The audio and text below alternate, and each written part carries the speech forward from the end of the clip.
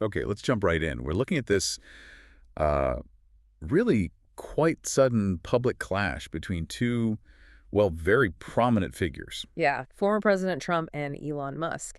And it's surprising because, just recently things seemed, well, pretty positive between them. Totally. The sources we looked at even mentioned a brotherly news conference not long ago. Like they were really, patting each other on the back. Exactly. And remember, Elon was a special government employee under Trump. Right. And the send-off seemed great too.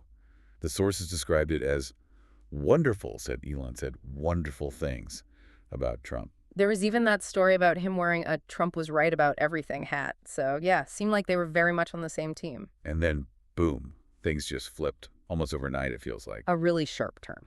So that's what we're diving into today. We're going through the sources you shared, trying to piece together, what exactly set off this war of words. We need to look at what each of them actually said. Some of the claims are, well, they're pretty strong. Definitely. And then we'll get into what the analysis and the source material suggest this all means, the significance, the potential fallout. We'll really dig into the specific claims and counterclaims. Yeah, let's trace that back and forth, the public statements that really got this whole thing rolling. Okay, so what was the spark? What actually lit the fuse here? It really seems to stem from Elon Musk's criticism of a spending bill. Very strong criticism. Ah, right. The sources quoted him saying he could stand it no longer. Yeah, and gotta say what I feel. He apparently called the bill, which Trump was backing, an absolute abomination, even disgusting. Wow, strong words.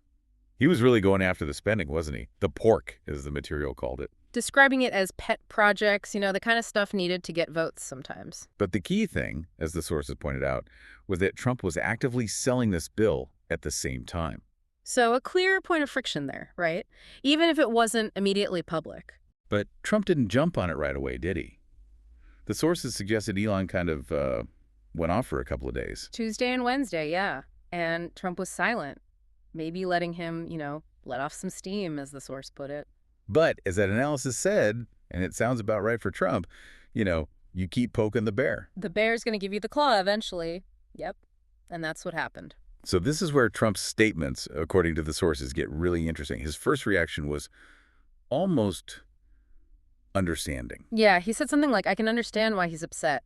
But then a quick shift. Right. Started reminiscing about how good things were.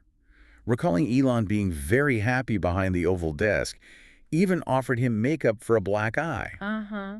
He really stressed the great relationship they supposedly had. Expressed surprise, like, I don't know if we will anymore. And he brought up that wonderful send-off again, where Elon said wonderful things, and the hat. Yes. He's worn the hat. Trump was right about everything. He mentioned that specifically. And then, almost in the same breath, pivots right back to the bill. Saying, and I am right about the great big beautiful bill. You can feel the tension just ratchet up there. Absolutely. And it didn't stop there, did it? Mm. The sources said Trump then suggested he would have won Pennsylvania without Elon. Oof. Yeah. And then floated the idea that maybe Elon had some Trump derangement syndrome. Which is quite a jump from just like a week before. A huge jump. Trump also sounded disappointed, right? Because he felt Elon knew the inner workings of this bill better than almost anyone. And yet, according to Trump, he had no problem with it all of a sudden. And Trump offered a reason for that sudden change. Well, what was his explanation, based on the sources? He claimed Elon only got upset when he found out we're going to have to cut electric vehicle mandates, EV mandates, subsidies for green energy in places like Tesla, basically hitting his wallet. Trump also apparently speculated that maybe Elon just misses the place, meaning the White House. Yeah, suggesting the glamour's gone since Trump's left, and that makes some people hostile. That's where the Trump derangement syndrome idea came up again in the material. Okay, so that lays out Trump's side of the initial clash, Yeah. based on what we read. How did Elon fire back at those specific points? Well, the sources say Elon went straight to X, naturally. Addressed the claim about knowing the bill's details directly. What did he say? Quoted as tweeting, "First of all, false. This bill was never shown to me, not even once. It was passed in the dead of night." Passed so fast, he claimed, that even members of Congress barely had time to read it. Right. And he didn't soften his stance on the bill itself either. He even said, keep the EV and solar incentive cuts in the bill, fine. But he still had issues. Yeah, he pointed out critically that there are no oil and gas subsidies. None of those are touched. Very unfair. But his main point remained. ditched the amount of disgusting pork in this bill. He really doubled down. Doubled down hard, saying there's never been legislation in history that's both big and beautiful. It's either big and ugly or Slim and beautiful. And he made his preference clear. slim and beautiful is the way to go. That was his quote. Now, the sources also had another quote from Trump, kind of reiterating his points, right, about Pennsylvania and Elon's motives. Yes, Trump insisted again, thought he would have won Pennsylvania easily anyway, and repeated the disappointment bit. About Elon knowing the inner workings, but only having a problem when the EV cuts came up. Exactly. And he came back to that idea about Elon maybe missing the Oval Office. That beautiful Oval Office, suggesting it's a pattern, people leaving and becoming hostile, linked again to Trump derangement syndrome. Right. And all this back and forth, it really just set the stage for, well, what the sources called Elon's most provocative counter yet. Yes. This was the really big one, wasn't it? Directly challenging Trump's win. Oh, absolutely. The sources quote Elon's tweet. Without me, Trump would have lost the election. Dems would control the House, and Republicans would be 51-49 in the Senate. Such ingratitude. Wow. Okay. Yeah, that's a statement. That That makes the whole conflict up several notches. For sure. So shifting gears slightly, what did the analysis and the sources make of this whole, rapid implosion? Well, one perspective offered was that maybe this relationship was all too good to be true right from the start. Like this super team combo of Elon and Trump, maybe it always had a shelf life. And the reason given for that inherent tension. Well, they're described as two very big egos, two people who really do not like to back down at all. And who kind of operate on the principle of I'm going to say whatever I want about whomever I want. Sounds about right.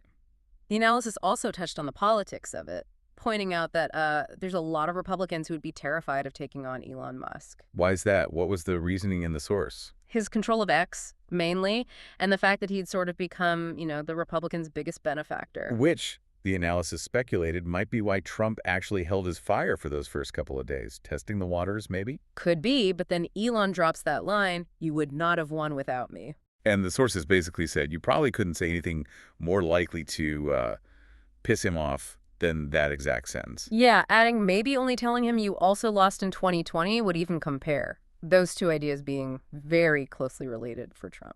So the material framed it almost like it was bound to happen, despite the initial optimism about Elon joining government. Yeah, there were high hopes, right, about him questioning things, improving systems, but it always felt like there was a bit of a wick on a time bomb. A time bomb, huh? The source even mentioned someone made a bet on the date they'd break up. Apparently, suggesting some people saw this coming even if they thought it was unfortunate. Unfortunate, because the material suggested it's so much better for America to have Elon on board with the Trump agenda. Right. So what happens now? The analysis definitely wondered about that. Could they patch things up? Maybe. There was that view presented that the bill itself must pass for Trump's presidency. Implying maybe Elon just has to swallow it and get past it eventually. But then there's the other possibility the sources raised. With Elon slamming the bill, saying voters will pay a price. And people like George Conway tweeting positive things about him. Does this open a door with the left? The analysis literally asked, will they start buying Teslas again? Is it suddenly okay to drive one? Because Elon's taking on Trump now, but the analysis is pretty clear the fight isn't over. No. The sources predicted 0 chance. Trump just lets that election claim slide.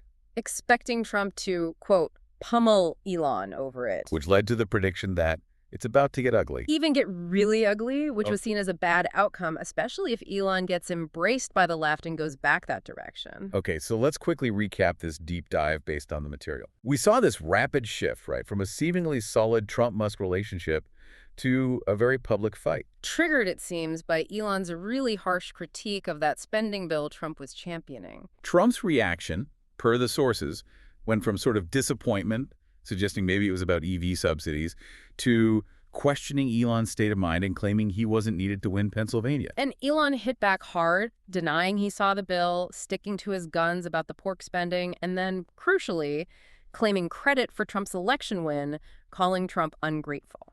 The analysis we looked at suggested this might have been a time bomb waiting to go off, given the very big egos involved. And highlighted the political risk for Republicans in crossing Musk, given his platform and, well, his money. And looking forward, the sources speculated, is this going to get really ugly, like predicted? Could Elon find new allies on the left?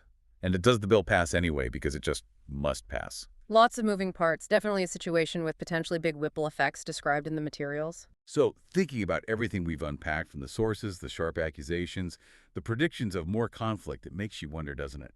What could the long-term fallout of this public break really be? Not just for Trump and Musk, but for that wider political landscape the sources described. Something to ponder.